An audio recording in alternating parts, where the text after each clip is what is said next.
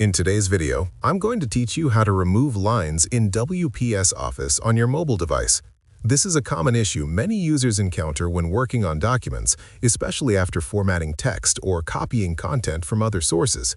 These lines can make a document look cluttered or unprofessional, but the good news is that removing them is very simple once you understand how touch controls work in the mobile app. As you work on your document, you may notice different types of lines appearing between paragraphs or around text. Even though they may look like simple lines, they are actually borders applied to sections of your document. Understanding this makes it much easier to remove them correctly.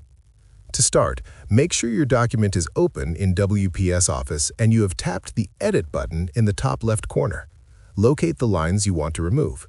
If the line is hard to see or too thin to select on your screen, you can zoom in or out on your mobile device by swiping in and out with two of your fingers. Swiping your fingers apart zooms in for a closer look, while pinching them together zooms out to see the whole page. Once you can see the line clearly, you must manually tap the line with your finger. It is important that the line is tapped directly so the app knows exactly what you want to modify. After you tap the line, a small menu will appear on your screen with different options.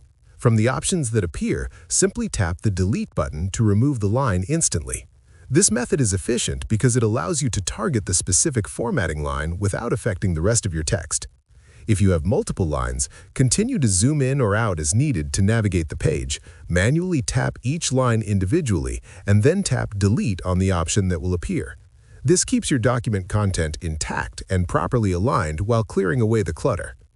After removing the lines, take a moment to review your document to ensure everything looks clean and organized.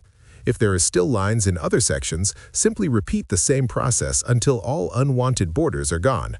This method is efficient and saves time, especially when dealing with multiple lines across a document. If you found this video helpful, let me know in the comments. Give it a like, subscribe to the channel, and don't forget to hit the notification bell.